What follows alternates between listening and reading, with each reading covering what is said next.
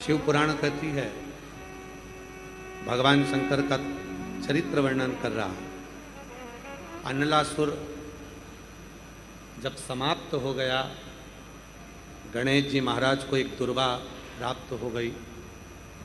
उस दुर्वा की महत्वता को जो समझा, हम तो यहां तक कहेंगे, शायद आप लोगों के स्मरण में है नहीं है, कि कभी कभी जब तुम्हारा मन कर जाए कि आज मेरा मन है, और बारिश में, बरसात में बहुत सारी दुर्वा आ जाती है, बहुत सारी दुर्वा आ जाती है, तो दुर्वा की ही कंठी, दुर्वा की ही माला बनाकर, दुर्वा की ही माला बनाकर, दुर्वा की ही माला बनाकर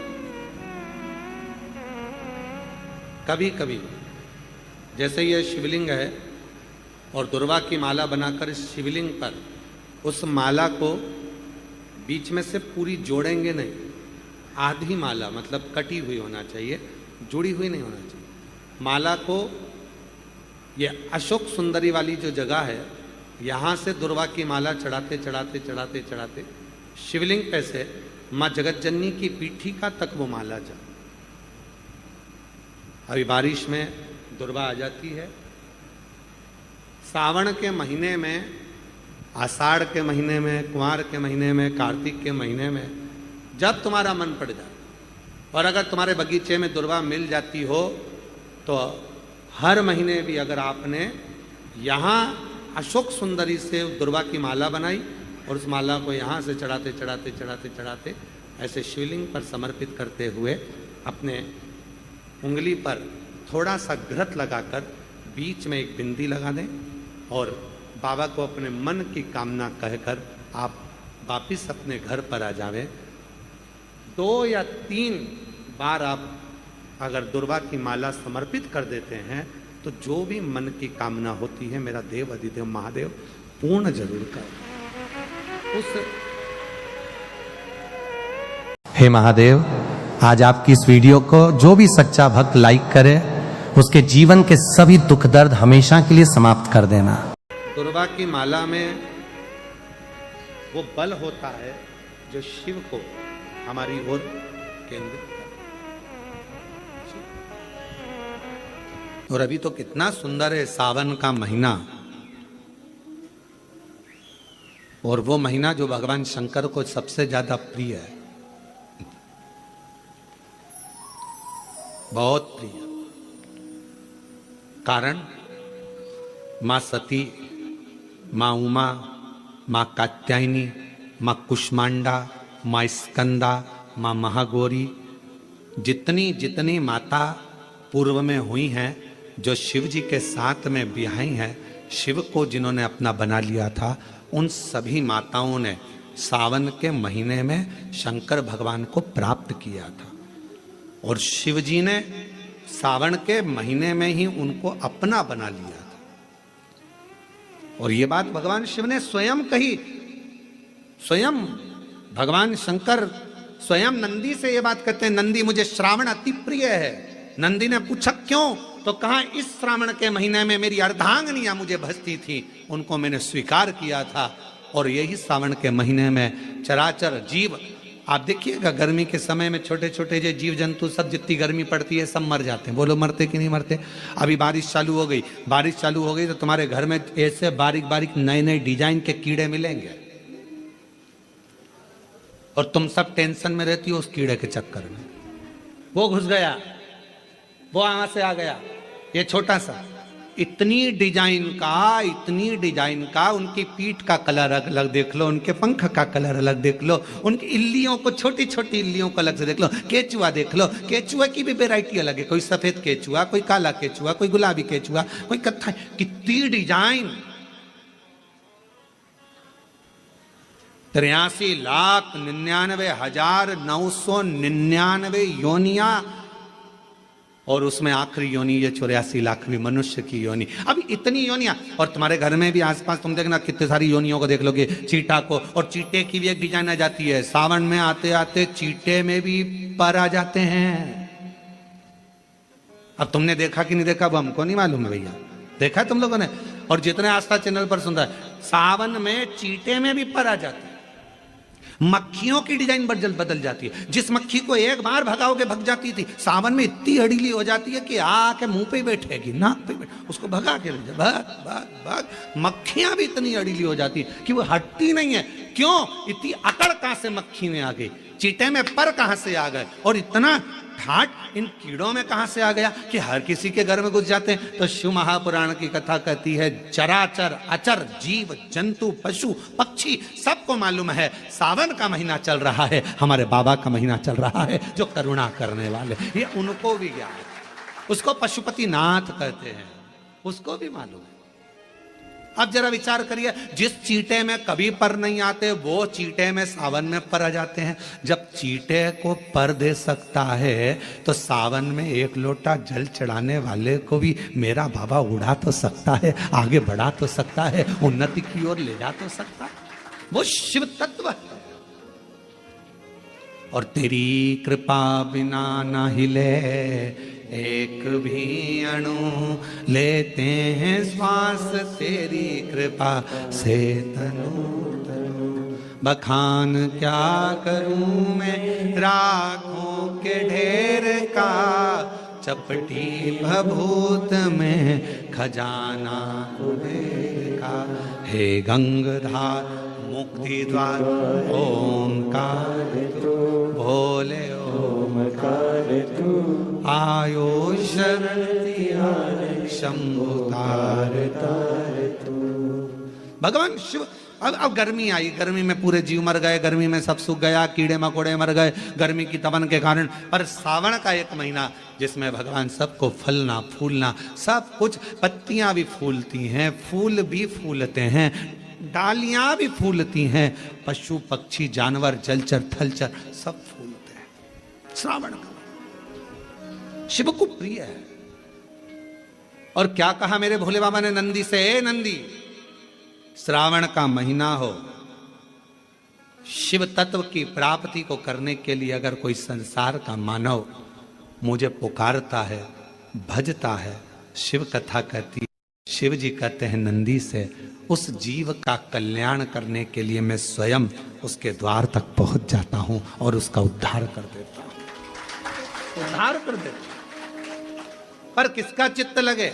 सावन में भी कई लोग ऐसे हैं जिनका चित्त नहीं लग पाएगा, क्योंकि सावन का महीना होता है तो कमाई के स्रोत भी ज्यादा हो जाते हैं। जीजियों की साड़ियां बिकने लगती हैं, फैशन का सामान बिकने लगता है, पर्स मोबाइल बिकने लगता है, सामान बिकने लगता है, क्योंकि उस समय व्यापार भी बढ़ता है। व्यापार इसलिए बढ़ता है क्योंकि भगवान भी चाहता है कि तेरा मन मुझसे हट जाए, व्यापार में लग जाए। क्योंकि भगवान को मालूम, हमने पहले भी कथा में कहा है, बच्चे को माँ गोदी में तभी तक रखती है जब बच्चा खिलौने से नहीं खेलता, खिलौने से खेलने लगेगा माँ नीचे उतार देगी। उसी तरह भगवान तुमको अपने पास जब तक बुलाता है, जब तक तुम्हें अपना बनाकर रखता है, और भगवान देख लेता है कि अब धीरे धीरे मेरे को इसको धन देना है, वैभव देना है, ये खिलौने से खेलना चालू करेगा, गाड़ी लाएगा, घोड़ा लाएगा, मकान बनाएगा, फर्नीचर बनाएगा, उसमें लग जाएगा तो मेरे मंदिर आना छोड़ देगा। और मंदिर आना छोड़ दिया तो एक दिन मुझे धीरे धीरे, मैंने एक बार इसकी यहाँ पहले की माताएं, पुरानी माताएं क्या करती थी, मिर्ची बारिश के पहले भर के रख लेती थी, धनिया बारिश के पहले भर के रख लेती थी, हल्दी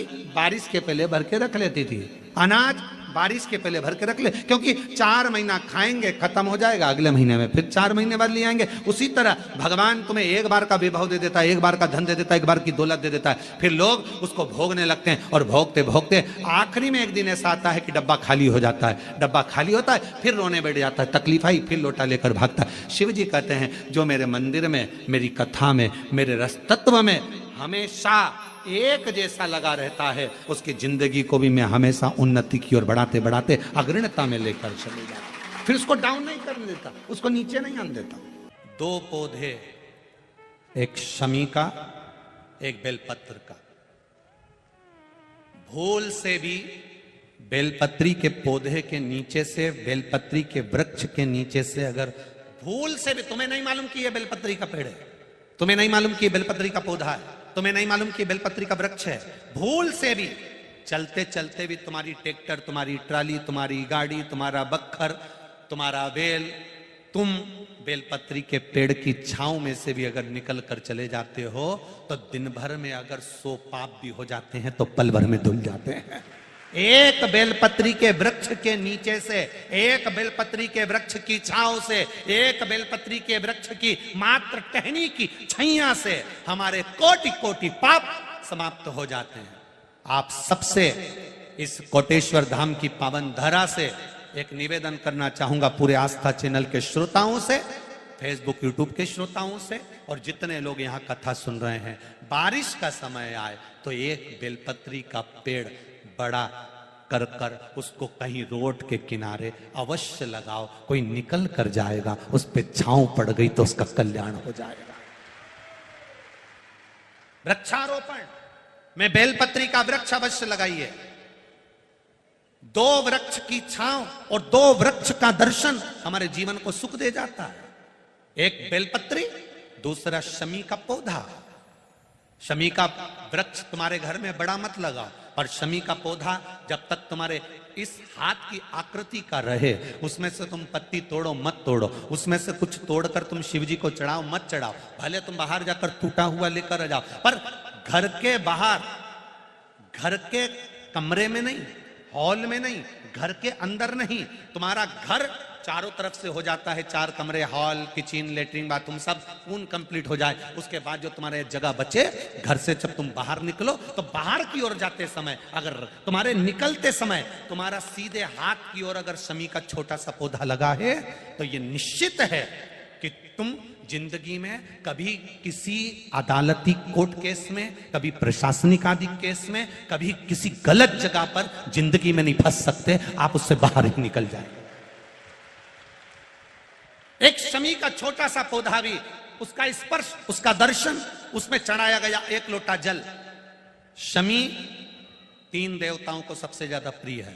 पहला देवाधिदेव महादेव, दूसरा शनि महाराज, तीसरा श्री गणेश जी महाराज। श्री गणेश जी महाराज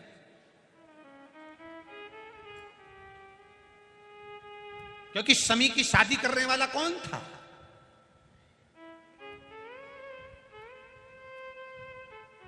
कौन इनको विवाह करे?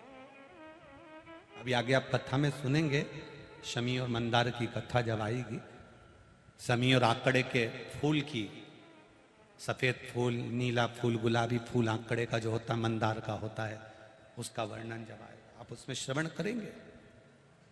एक शमी का पौधा, तुम घर से बाहर निकल रहे, हाँ ये जरूर है कि जो फ्लैट में रहने वाले हैं वो इस पौधे को नहीं लगा पाएंगे, क्योंकि जब दरवाजे से निकलते हैं तो अंदर गच्ची होती है, गैलरी होती है, तो कैसे लगाएं घर के बाहर। हाँ, आप डायरेक्ट निकल रहे हैं और आपका पौधा घर के बाहर लगा हो तो बात दूसरी, छोटा सा गमले में, ज्यादा बड़ा नहीं, छोटा सा। ज्यादा बड़ा हो जाए तो उसको कहीं और लगवा दो, छोटा। घर से निकलते समय सीधे हाथ पर अगर शमी का पौधा, आप निकल रहे हैं और आपका राइट हैंड है, सीधा हाथ है, घर के बाहर शमी का पौधा है, प्रतिदिन का अगर आपका नियम बन गया कि शमी को देखकर घर से बाहर निकल रहे हो, जिंदगी में कभी कांटे तुम्हारे जीवन में आ ही नहीं सकते, कोई रोड़ा आएगा ही नहीं, बढ़ जाओ। यही रह गया। शमी में शनि भी है, शमी में गणेश भी और शमी में शिव भी है। और कई कई जगह ऐसी है जहां मंदिर ही नहीं है, बहुत पास में, नहीं जा पाते, बच्चे भी नहीं जा पाते। तो शिव महापुराण की कथा के वायव्य संहिता में एक बड़ी सुंदर बात कही, बड़ा सावधानी से सुनिएगा इस चरित्र। वायव्य संहिता में श्री वेदव्यास जी वर्णन कर रहे हैं,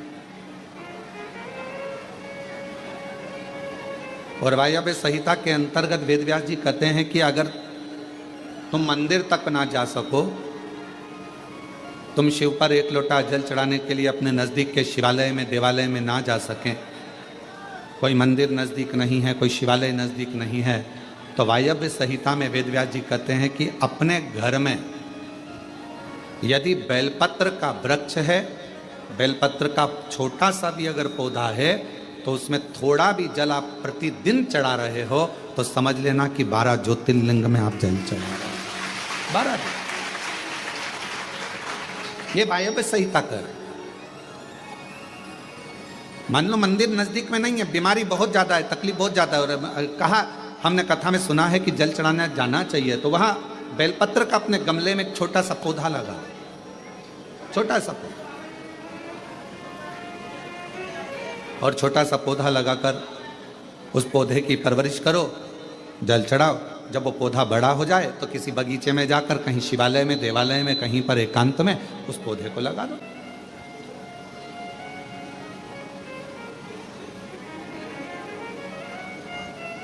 जैसे तुलसा जी को बड़ा कर तुलसा जी का मंगल विवाह शालिग्राम जी से होता है, देव उठनी एकादशी पर शालिग्राम बाबा के साथ मंगल विवाह किया जाता है, वैसे ही बेलपत्र के पौधे को बड़ा कर उसको भी शिव को समर्पित किया जाता है, भगवान शंकर को समर्पित किया जाता है।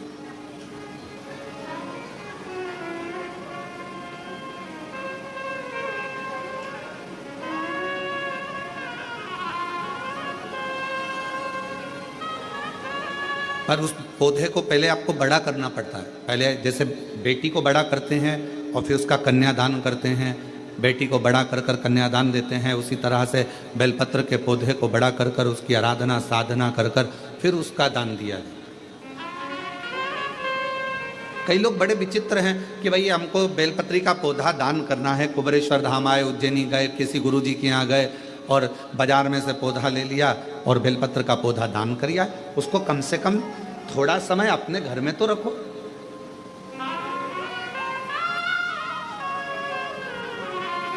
गौदान का नियम मालूम है आपको?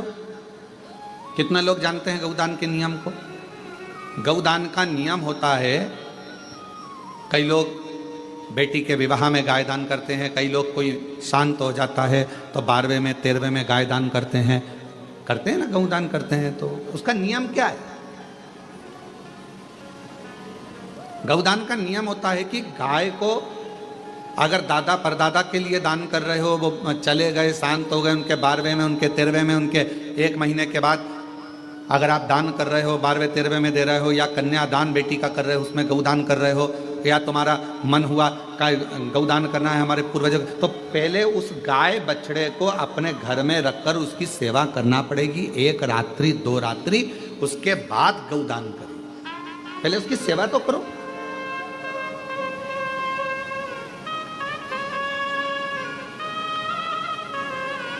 आपने तो डायरेक्ट फोन कर कह दिया गाय लिया ना, दान करना है। पंडित जी ने संकल्प छुड़ाया, गाय दरवाजे पर आई और 1 मिनट में संकल्प छूटा। पंडित जी से कहा ले जाओ गाय, लेके जाओ जल्दी से, गाय बछड़ा लेकर जाओ। पंडित जी गाय बछड़ा लेकर चले, ढीले कम करो, गाय बछड़ा पंडित जी लेकर चले। ये श्रेष्ठता नहीं। तुलसा जी का पौधा घर में रखकर उसको पोषित कर बड़ा कर फिर शालिग्राम भगवान से विवाह कर फिर दिया। बेलपत्र का पौधा पहले बड़ा कर अपने घर में थोड़ा सा, नहीं ज़्यादा रख सकते तो 8 दिन 7 दिन 5 दिन 15 दिन 20 दिन 1 महीना 2 महीना 4 महीना 6 महीना जितना आपका रख सकते हो रखकर फिर किसी जगह पर लगाएं। क्यों, क्या जरूरत है गुरुजी अपने घर में पौधे को रखकर फिर दान करना, अपने घर में पौधे को रखकर फिर कहीं लगवाना, अपने घर में पौधे को पहले परवरिश कर फिर कहीं उसको लगवाना? कारण क्या पड़ता है? कारण एक है, वायव्य संहिता शिव महापुराण की कहती है, अगर हमने किसी बेलपत्र के पौधे को अपने घर में रखकर 5 दिन 7 दिन 1 महीना 15 दिन 6 महीना उसको परवरिश करा, तो हमारे घर का कितना भी नेगेटिवता, कितनी भी हमारे घर में कुछ भी गंदा हो रहा है, कुछ गलत हो रहा है, कोई गलत हो रहा है, कोई झूठ बोल रहा है, कोई पाप कर्म हो गया हमारे घर में, इस भूमि पर इस भूमि पर जिसमें हम रहते हैं, उस घर में एनर्जी अगर नहीं है तो आपने उस पौधे को अपने घर में रखकर उसका परवरिश कर 15 दिन, 7 दिन, 1 महीना, 2 महीना, 6 महीना, 8 महीना, जितना तुम्हारा मन कर जाए, 1 दिन, 2 दिन, जितना मन कर, उसके बाद पौधे को कहीं लगवा। क्यों? वो हमारे घर का पूरा गलत जो भी विचार होंगे, गलत सोच, गलत विचार, गलत ऊर्जा, वो पौधा ग्रहण कर लेता है। बेलपत्र का पौधा अपने अंदर उतार लेता है। बोल बम, बोल बम, बोल बम, बोल बम, बोल बम, बोल बम। और आप लोग जो बैठे हो वो भी लेके आए होंगे, बोल बम, बोल बम, बोल बम। हजारों शिव भक्त बाबा की कावड़ लेकर चले। अब लोग क्या समझते हैं कि कावड़ चढ़ाने वाले तो ऐसे ही होंगे, पर कोई पूछे कि कावड़ चढ़ाने का फल क्या है, तो कहा यह ज्वाइनिंग लेटर है। कंपनी में जॉब करने के लिए, सरकार में जॉब करना है या कंपनी में जॉब करना है, किसी बैंक में जॉब करना है या हॉस्पिटल में जॉब करना है या किसी बिल्डिंग में जॉब करना है, कहीं पर भी आप जॉब कर रहे हैं, नौकरी कर रहे हैं, तो उसका ज्वाइनिंग लेटर कहां से मिलेगा? तो कहा अगर किसी कंपनी में आप जॉब कर रहे हैं तो उसका ज्वाइनिंग लेटर आपको सावन के महीने से जो 2 लोटा जल आप शिव जी को चढ़ाते हो, बस वो 2 लोटा जल से आपका ज्वाइनिंग लेटर मिल जाता है। इसके बाद तनख्वाह देना मेरा भोले बाबा चालू कर देता है, मेरा शिव जी चालू तनख्वाह, भोलेनाथ तनख्वाह देना प्रारंभ कर दे, शिव जी तनख्वाह देना प्रारंभ कर दे। अब आपको ये विचार नहीं करना कि मैंने कावड़ चढ़ाई तो मेरा भोले बाबा क्या करेंगे, मेरा भोले बाबा मेरे जल को स्वीकार करेंगे कि नहीं करेंगे, मेरे शंकर भगवान जल को स्वीकार करेंगे कि नहीं करेंगे। पर शिव तत्व कह रहा है, भगवान शंकर की पवित्र कथा कर रही है, शिव महापुराण की कथा कहती है कि जब आपने भगवान देवादिदेव महादेव को कावड़ चढ़ाई, जब आपने शिव जी को कावड़ चढ़ाई और कावड़ चढ़ाने के बाद भोलेनाथ ने आपको अपना ज्वाइनिंग लेटर दे दिया कि आज से तेरे जीवन के जितने दुख हैं, तेरे जीवन की जितनी तकलीफें हैं, तेरे जीवन के जितने कष्ट हैं, वो सारे कष्ट मेरे हो गए। आज से तेरा परिवार मेरा हो गया और उसका भरण पोषण मुझे करना है, उसको मुझे संभालना है।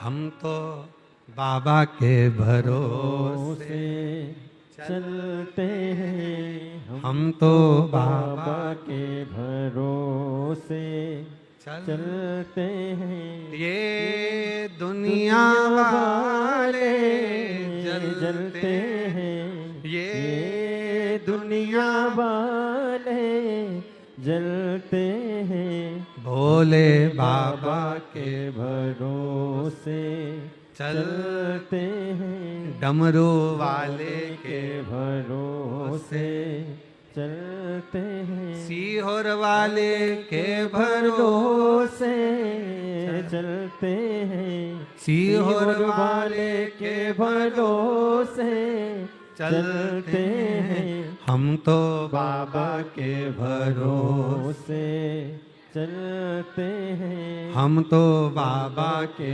भरोसे चलते हैं। बस यही आज अगर हम